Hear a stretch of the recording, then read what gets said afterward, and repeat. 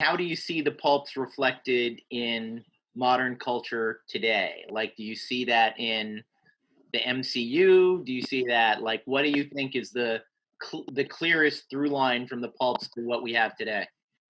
Well, I gave a pretty lengthy definition of pulps in one of my books, and I talked about how there's um, an emphasis on emotion over logic, an emphasis on sensationalism, Hmm. and an emphasis on atmosphere and short, compact, vivid characterization. Mm. And I see things like Breaking Bad, for example, Mm. That's a good which example. which is pure pulp. It's just done up with quality Right. craftsmanship. Right. Um, but I think there's an impulse toward what using pulp in the broadest sense, Hmm. toward pulp writing as opposed to high art writing. Right. And right now in popular culture, the what we get is mostly pulp writing. I mean, Mm. you're always going to have high art writing, high art film, high art TV, but everything from CSI to NCIS to the Good Fight to name a popular. Right. I was Um, gonna say, I think I as soon as MCU was out of my mouth, I did think television is actually much more like the pulps than any movie will ever be because it is weekly. It's there all the time. It's the right, storytelling just keeps coming at you. They got to keep coming up with a twist every week. There's got to be violence every week. There's got to be emotion every week. There's got to be conflict every week. They don't have the room. They have all of the room to tell a long story, but there's that that need to keep telling story, to have a story every week, not like here's one story and we're going to stretch it out for 3 hours and fill the screen with it, but thing after thing after thing. It's I said this. I recently reread the first 20 or so issues of the Teenage Mutant Ninja Turtles because I worked with Kevin, who created them, co-created them, and the thing that thrilled me the most about it is it's very pulpy in the sense that there's no feeling of editorial control when you read those issues. They are very much like a 10-year-old going, and then this cool thing, and then this cool thing, and now they're in outer space. When the turtles are in outer space by issue 5, I'm like, no right, editor or publisher in the world would have let you do that. They would have said, hey, can they fight the ninjas in New York City for like a year and a half?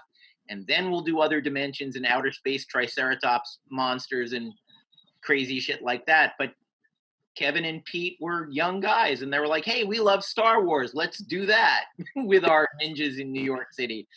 And all there's a joy to that. And I think if you, my dad was weaned on this stuff, as I said, and for good and ill, I think you can read his novels and they have very much that. And then this spectacular thing happened, and then this spectacular thing happens, and then this spectacular thing happens.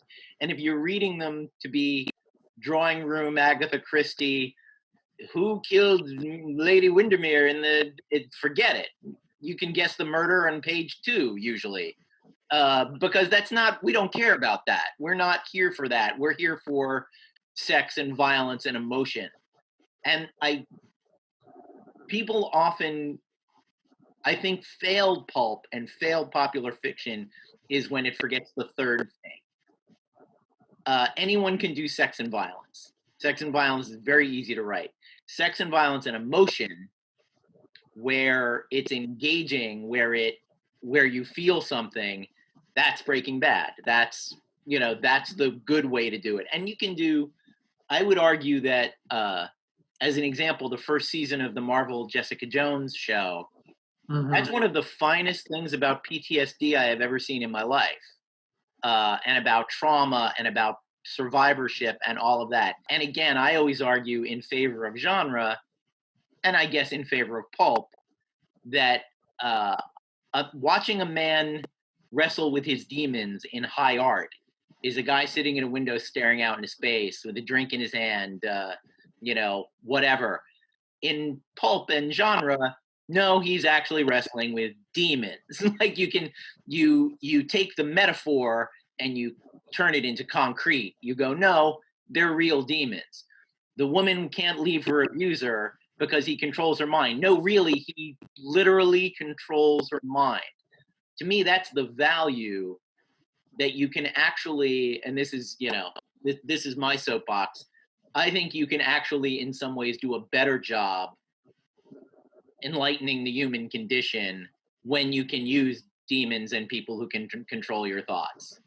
I think it's how life feels to people in a vivid way.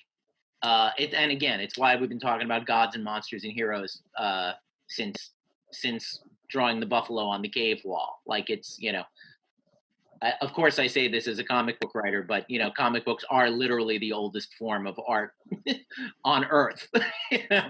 Walk into any cave, walk into any pyramid, comic books, sequential story, picture, pictogram. Lettering came later, but we've always had comic books one way or the other. I think also one thing that gets forgotten about the pulps is that there was a real joy in just heaping ideas and concepts on top of each other. Mm-hmm. And so I'm thinking of one Spanish pulp in particular. So you've got a World War I flying ace. Let's make him a mercenary. Let's make his co-pilot a teenage Japanese ninja. Let's make her his girlfriend.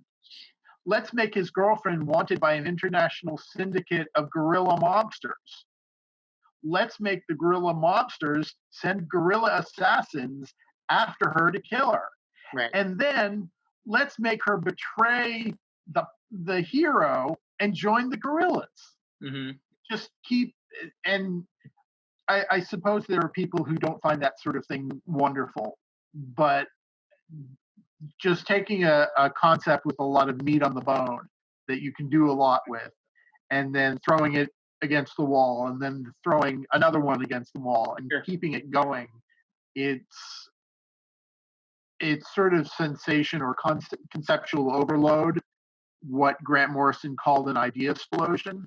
Mm-hmm. But you can find a lot of that in the pulps, and it's glorious. Well, and to add to that, I mean, going back to guys like Lester Dent, and in the paperback period, like my dad, there is that thing of you're not getting paid a lot for this stuff, so you gotta keep it coming.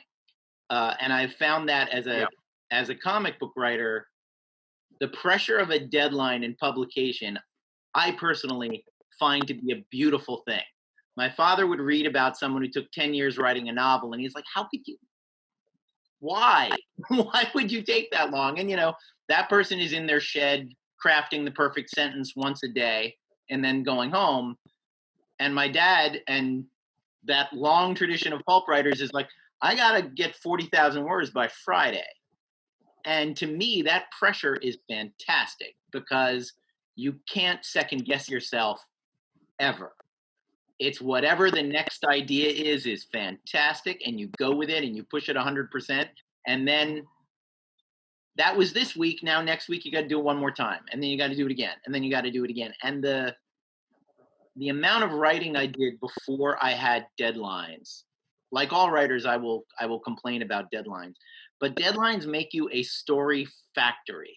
They make it impossible for you to be anything but. I used to think, what am I, when you're not employed and you're like, I should write a spec something, I just sit around. The amount of time it would take me to come up with something to do on spec, I think about that now, and I was like, why don't I just start something? Why don't I just go? It's like, well, because no one was making me go.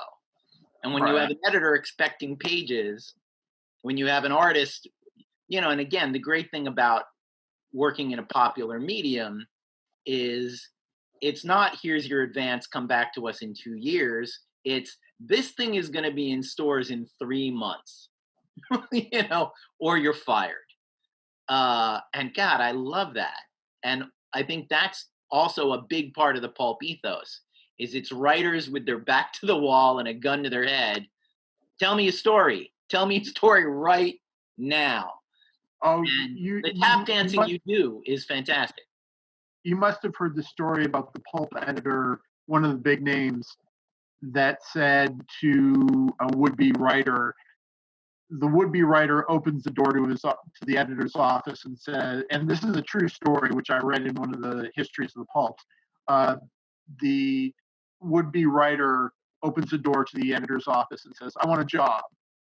And the editor says, "If you can tell me a story by the time you reach my desk, you're hired."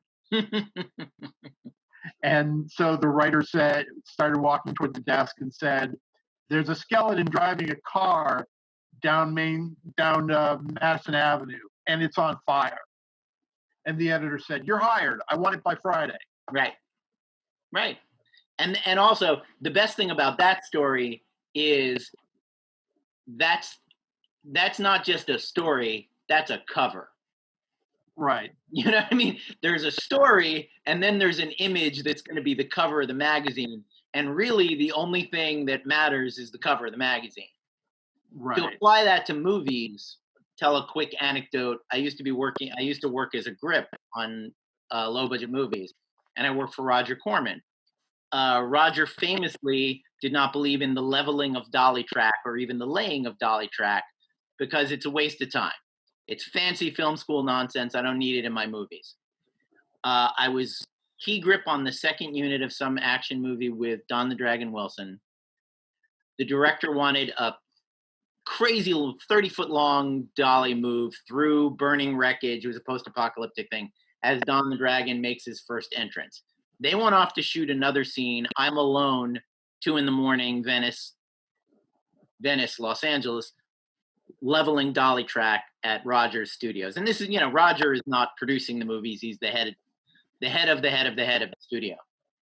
Roger happened to visit the set, and I feel his 7-foot-tall Frankensteinian presence behind me while I'm there leveling the track, and I see him, and he glares at me, and I say, "They're off shooting another scene. This is what I can do now while they're shooting the other scene. The minute they come back to set, I will stop leveling the dolly track. I absolutely promise." And I said, because after all, the bumps in the dolly track don't show up on the poster. And he laughed. And he walked away. He said, "Good job," and walked away. Nice. Well, that was the ethos. The poster matters. The skeleton driving the car down Park Avenue on fire. Who was it? It might have even been Roger that said an exploitation movie is a movie that doesn't need stars. Like, the concept is the thing that sells you. She-Wolf of the SS. I don't care who's in it. If I want to see She-Wolf of the SS, I'm going to see that movie. Outlaw Bikers from Hell. I don't care who's in it. I want to see the Outlaw Bikers from Hell. That skeleton on fire, driving the car on fire down Park Avenue. I don't care. Here's my money. Tell me the rest of that story. And yeah, does logic and sometimes even coherence go out the window sometimes when you're telling a story like that? Sure. But it's a hell of a thing to read. When it's done well, I mean, there are times I like Lester Dent. There are times I'm reading Doc Savage and I go, this is like a 10-year-old wrote this. John Sunlight was a bad man and people didn't like him. I'm like, okay.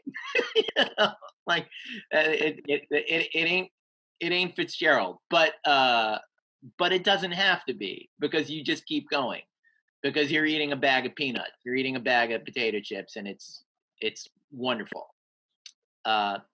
Thanks for talking to me about this. Let's find an excuse to do it again sometime soon. Yes, definitely. Anytime. Thanks, Jess. Thank you.